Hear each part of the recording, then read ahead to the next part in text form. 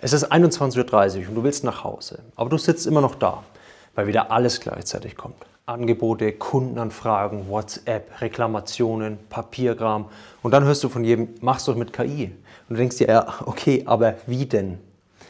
Wenn du auch noch ein KMU führst, hast du keine Zeit für Spielereien. Du brauchst Entlastung und das diese Woche und nicht irgendwann. Und heute bekommst du von mir 7 konkrete Wege, wie du KI einsetzt, damit du Zeit sparst und mehr Anfragen bekommst.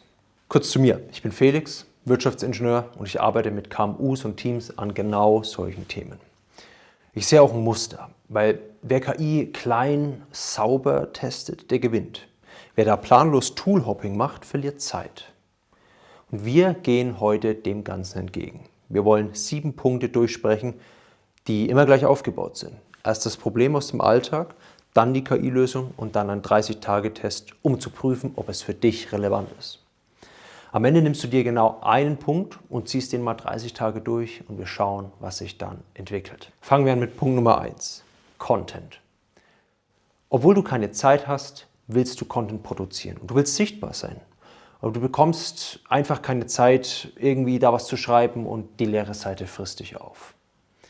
ChatGPT, Claude oder Gemini können dir hierbei beim Texten helfen, für Kundenanfragen, Projektposts oder kurze Newsletter. Sie können kleine Skripte schreiben und du kannst sie challengen. Mein 30-Tage-Test beginnt jetzt hier. Schreib doch 10 Kundenanfragen auf, die ständig kommen. Lass dir zu jeder Frage einen LinkedIn-Post erstellen und dann bekommst du pro Post exakt 12 Minuten, die du dir nimmst, haust ein echtes Beispiel rein mit Fachbegriffen, die du richtig stellst und fertig. Das postest du 2-mal pro Woche und damit sparst du dir Zeit und grundsätzlich schon mal viel Automatisierungskraft, die mit KI realisierbar ist. Punkt Nummer 2 geht auch ums Thema Reichweite, nämlich auf Social Media.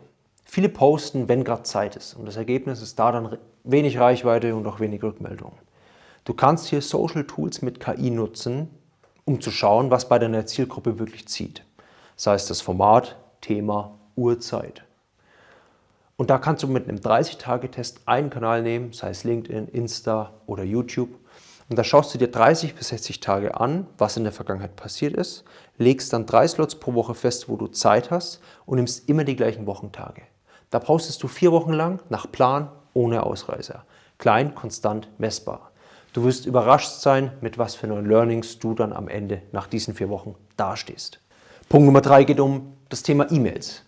Die dir auch wirklich Antworten bringen. Und wir wissen, du hast Kontakte. Du schickst aber selten was. Oder du schickst ganz vieles an alle. Da passiert dann oft wenig. Viele E-Mail-Tools nutzen KI für Betreffzeilen, Inhalte und Timing. Und vor allem helfen sie dir beim Segmentieren. Mein Tipp ist jetzt hierbei, 30 Tage mal zu testen, indem du 3 Gruppen aufbaust. Erstens Interessenten, zweitens aktive Kunden, drittens inaktive Kunden. Lass dir pro Gruppe eine Mail schreiben, kurz, konkret, mit einem klaren Angebot oder Tipp. Und du sendest jede Woche eine Mail, 4 Wochen lang. Du trackst dabei 2 Dinge. Erstens die Öffnungsrate und zweitens die Antworten. Weil wenn deine Mail relevant ist, wirkt sie wie ein Service. Wenn nicht, wirkt sie wie Lärm und du kannst prüfen, was der Unterschied war. Punkt Nummer 4, der Konkurrenzcheck, damit du keine falschen Wetten mehr machst. Weil viele glauben, was im Markt läuft, wissen sie. Aber sie sehen nicht wirklich sauber und klar und optimieren dann oft an den falschen Hebeln. Hier mein Tipp. Nutze SEO- und Wettbewerbstools, die dir öffentlich sichtbare Daten, Themen, Seiten, Keywords und Anzeigeideen zur Verfügung stellen. Du kannst in 30 Tagen testen, dass du bei 3 bis 5 Wettbewerbern erstmal aufschreibst, was die 3 Themen sind, über die sie sichtbar Kunden holen. Wähle ein Thema, das du besonders oder besser erklären kannst als dein Wettbewerber und baue dazu eine starke Seite, Landingpage oder Blogartikel auf. Du brauchst auch keine 20 Maßnahmen, du brauchst eine gute. Thema Nummer 5 ist aktuell sehr relevant und zwar musst du lokal gefunden werden, ohne jede Woche dran zu denken. Weil wenn dein Geschäft lokal lebt, aber dein Google-Profil nur halb fertig ist, kostet dich das Aufrufe und auch Umsatz. Dabei können dir Tools helfen, diese lokalen Websites zu pflegen und den lokalen Push vorzubereiten und auch Daten aktuell zu halten. Weil du kannst in 30 Tagen mal mit deinem Google-Unternehmensprofil Zeiten, Leistungen, Fotos und Beschreibungen tracken. Heute schon.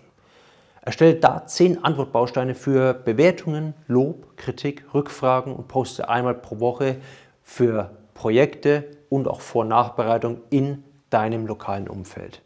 Weil wenn dich jetzt jemand in der Nähe sucht, entscheidet Google darüber, was gezeigt wird und nicht unbedingt ein Flyer, den du lokal vertrieben hast. Punkt Nummer 6 geht um das Thema Chatbots. Chatbots kannst du als Empfang nutzen. Ich weiß, dass hier schon viele sich die Finger verbrannt haben, aber du kannst Chatbots trotzdem aktiv nutzen, weil ein KI-Chatbot beantwortet Standardfragen, sammelt Infos und leitet kritische Fragen an dich weiter. Sei es ein Rückruf, ein Termin oder auch eine Mail. Und du kannst in 30 Tagen testen, dass du mal 20 Standardfragen aus deinem Telefon, Mail, WhatsApp, was auch immer sammelst, dann dazu klare Antworten schreibst und den Bot online stellst mit einem Button mit Mensch sprechen. Da misst du dann 4 Wochen lang Anfragen, Qualität und Zeitersparnis. Der Bot macht die erste Minute und du machst dann den Abschluss, wenn es etwas komplizierter wird. Der letzte Punkt Nummer 7 geht um das Thema Anfragen über deine Website und die zu erreichen, ohne deine Website komplett neu zu bauen. Weil du hast Besucher, du hast Kontakte, aber du wächst nicht. Heatmaps und Session Replays können hierbei ein wirklicher Gamechanger sein, weil es schlägt ja konkrete Änderungen vor. Die Überschrift, CTA, Formular oder Referenzen, die geändert werden können. Mein Tipp, installiere doch mal Heatmaps und Session Replays heute und schau dir 20 Sessions in den nächsten 30 Tagen an, um zu prüfen, wo Leute abbrechen. Setz dann die Änderung um. Es kann nur eine sein, wie zum Beispiel den CTA weiter nach oben setzen, Formular zu kürzen oder Referenzen direkt sichtbarer zu machen. Oder du schreibst die Headline glasklar. Und das machst du 4 Wochen, schaust dann die Anfragen pro Woche, wie sie sich ändern und wie sich deine Website verkauft. Das Ergebnis ist, dass du am Ende Punkte gesammelt hast und die 30 Tage lang durchgezogen hast, um zu prüfen, was denn den größten Mehrwert bekommen hat. Die baust du dann im Prozess ein und die sind dann datenbasiert geändert und nicht auf deiner Laune irgendwie mal geändert worden. Mein Tipp ist jetzt, dass du einen Punkt nimmst, dass du mal lernst und auch reflektierst, wie du mit den LLMs umgehst. Aktio, Reaktio. Weil du weißt auch, dass Routinen wichtig sind und wenn du das in deinen Alltag jetzt implementierst, KI zu nutzen, dann bist du zukunftsready. Und du hast auch eine höhere Resilienz darüber, deinen Job zu verlieren.